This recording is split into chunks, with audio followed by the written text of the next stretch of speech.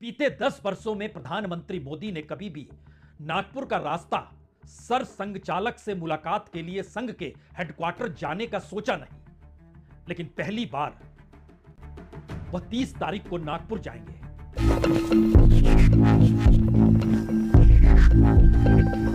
इन इलाकों में कल रात कर्फ्यू लगाया गया। जिस दायरे में धारा 144 लगाई गई, जिस जगह पर शोर था, हंगामा था, आगजनी थी, सब कुछ था, वो इलाका दरअसल संघ के हेडक्वार्टर के पहचान के तौर पर है।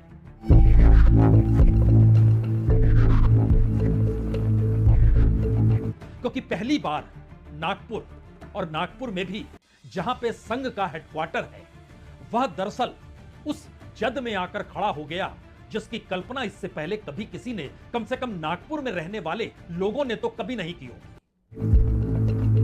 पत्थरों के साथ साथ में फिर लोग ना गाड़ियों को खींचकर फोड़ना चालू कर दिए हैं।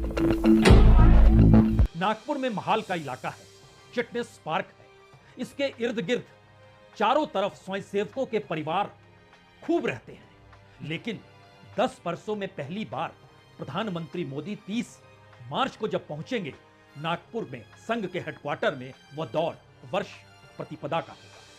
वर्ष प्रतिपदा की पहचान डॉक्टर हेडगेवार की जयंती के साथ जुड़ी है और प्रधानमंत्री उस दौर में जाएंगे और उस दौर में स्वयंसेवकों की मौजूदगी डॉक्टर हेडगेवार के सामने नतमस्तक होकर संघ की विचारधारा और संघ से उम्मीद के आसरे भविष्य के भारत की जो भी परिकल्पना संघ ने की डॉक्टर हेडगेवार के दौर में, वह वहां पर नतमस्तक होते हैं। प्रधानमंत्री मोदी भी नतमस्तक होंगे।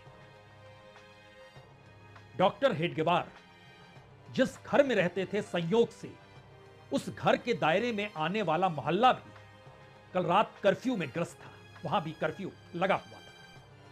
और जब इस परिप्रेक्ष्य में आप नागपुर को लेकर समझना चाहें तो एक क्षण के लिए एक पन्ना अतीत का और खोल लीजिए। यह पन्ना 1992 6 दिसंबर का है। बाबरी मस्जिद विध्वंस के बाद तकरीबन संघ के हेडक्वार्टर से 4.5-5 किलोमीटर की दूरी पर एक मोहल्ला मोमिनपुरा है। वहां पर सबसे बड़ी तादाद मुस्लिमों की ही है। मुस्लिमों ने उस वक्त जो 6 दिसंबर को हुआ 1992 में, उसके बाद उन्होंने कहा कि हम एक विरोध में प्रदर्शन करना चाहते हैं और अपनी गली से निकलकर सड़क पे आके आगे से फिर मुड़ जाएंगे और अपनी गली में वापस आ जाएंगे। बिल्कुल एक लंबी गली की तर्ज पर यह मोमिनपुरा का इलाका है। लेकिन 1992 6 दिसंबर को इजाजत मांगी गई, इजाजत मिल भी गई, लेकिन अंतिम वक्त में सड़क पर आने से रोक दिया गया। उस समय नागपुर के कमिश्नर पुलिस इनामदार हुआ करते थे। गोलियां चल गई, 1 दर्जन से ज्यादा लोग मारे गए। इसके अलावा नागपुर में दंगों की परिस्थिति जब जब जिस रूप में भी याद करेंगे तो हो सकता है कुछ जगहों पर बाबा साहब अंबेडकर की मूर्ति से खिलवाड़ हुआ, वो इंदौरा का चित्र हो, तो लोगों के भीतर आक्रोश उभरा।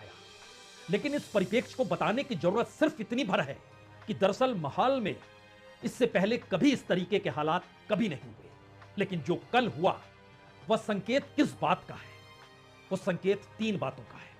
पहली बात, महाराष्ट्र की राजनीति में दिल्ली नहीं चाहती थी कि किसी भी हालत में देवेंद्र फडणवीस मुख्यमंत्री बने। संघ चाहता था कि देवेंद्र फडणवीस बीजेपी के अध्यक्ष बने। खुद देवेंद्र फडणवीस ने कहा अध्यक्ष बाद में बन जाएंगे, लेकिन अभी हम मुख्यमंत्री बनना चाहते हैं, क्योंकि हमने उस दौर में बड़ी जहालत सही जब राजनीतिक प्रयोग दिल्ली के इशारे पर हो रहे थे और एकनाथ शिंदे को सीएम बना दिया गया और मेरे नीचे से सीएम की कुर्सी खींचकर मुझे डिप्टी सीएम यह कहकर बना दिया गया। राजनीति में यह सब करना पड़ता है। देवेंद्र फडणवीस सीएम बन गए।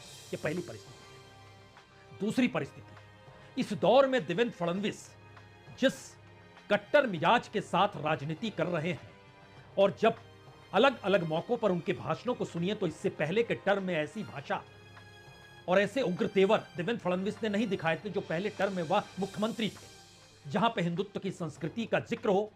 इन तमाम परिप्रेक्ष्य में बड़े ही उग्र तेवर योगी आदित्यनाथ के भी होते हैं। हमें लगता है एक क्षण के लिए जो तेवर इस दौर में देवेंद्र फडणवीस के औरंगजेब को लेकर रहे, सुन लीजिए छोटा सा हिस्सा।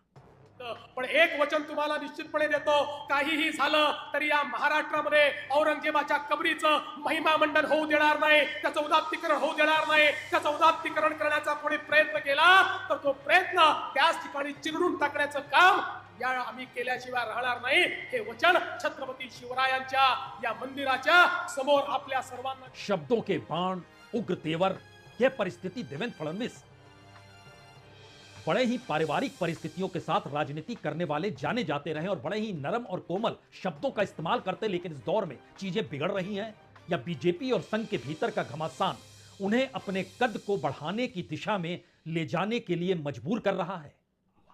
नया सवाल है कि बीजेपी का अध्यक्ष कौन होगा और बीजेपी का जो अध्यक्ष होगा उस अध्यक्ष की मौजूदगी के बाद आरएसएस भविष्य के प्रधानमंत्री की खोज करेगा, क्योंकि नई परिस्थिति में योगी आदित्यनाथ का मुख्यमंत्री बने रहना दिल्ली से ज्यादा संघ पर टिका हुआ है, क्योंकि संघ ही योगी आदित्यनाथ के पीछे खड़ा. उस दौर में 3-4 नाम भी आए थे, उसमें एक नाम नितिन गडकरी का भी था. गुजरात के मुख्यमंत्री जिनका निधन हो चुका है उनको भी याद कर लीजिए, शिवराज सिंह चौहान, उनका भी नाम था. नरेंद्र मोदी उस समय गुजरात के मुख्यमंत्री थे, उनका भी नाम था. यानी नई पीढ़ी को सामने लाना है, पहले से ही संघ इसकी मशक्कत शुरू कर देता है. और अब यह सवाल बीजेपी के भीतर हो ना हो, लेकिन संघ के भीतर बड़ा हो चला है कि भविष्य की कतार कौन सी होगी, यह अभी से तय करना होगा. तो शुरुआत में बीजेपी का अध्यक्ष कौन होगा? तो योगी आदित्यनाथ मुख्यमंत्री बने रहे कम से कम 2027 तक, लेकिन दिल्ली को तो लगता है कि 2024 में जो हार मिली यूपी के भीतर, उसके पीछे योगी आदित्यनाथ थे, जो कह रहे थे कि दरअसल बड़बोलापन ही ले डूबा. अगला सवाल यह भी होगा 2027 में अगर चीजें ठनी रह गई तो फिर योगी आदित्यनाथ चुनाव कैसे जीतेंगे? अगर दिल्ली ने मन बना लिया तो क्या 30 मार्च को सरसंघचालक से मुलाकात प्रधानमंत्री मोदी का संघ के सामने नतमस्तक होना है, या फिर भविष्य की रणनीति बनाने से पहले एक मुलाकात करनी है? ये सारे सवाल हैं. ये ठीक वैसे ही सवाल हैं जैसे अब सवाल यह है कि राहुल गांधी जिस राजनीति को साधने इस देश में निकले हैं, उस राजनीति के दायरे में हिंदू मुस्लिम नहीं आता है. यहां तक कि छत्रपों की राजनीति के दायरे में भी हिंदू मुस्लिम नहीं आता है. तो फिर ये परिस्थितियां खुद को मथने की ज्यादा है और भविष्य में बीजेपी के उस अध्यक्ष को लेकर चिन्हित करने की ज्यादा है जिसकी कमांड में बीजेपी चले, और जो बीजेपी के आश्रय यानी दिल्ली के आश्रय बीजेपी नहीं चले, उस नए अध्यक्ष के आश्रय चले. वो व्यक्ति कौन होगा? आप कहेंगे अभी भी सस्पेंस है. वो वाकई सस्पेंस है. वो कौन शख्स हो सकता है? क्योंकि दिल्ली की सहमति अभी भी अपने ही व्यक्ति को लेकर है. उस दिशा में मत जाइए, सिर्फ यह सोच लीजिए कि भविष्य में प्रधानमंत्री भी कौन होगा, यानी बीजेपी का अगवा करने वाला चेहरा कौन होगा. यह अध्यक्ष उसी को चुना जाएगा जिसके आश्रय बीजेपी चले और बीजेपी के आश्रय नए चेहरे पर मुहर लग सके. बाकी सारी लड़ाइयां अपने अपने कद और चेहरे और राजनीति को पुख्ता तरीके से रखने की है. उसी का प्रतिफल है नागपुर क्यों जला या नागपुर जला. बहुत बहुत शुक्रिया, बहुत बहुत शुक्रिया.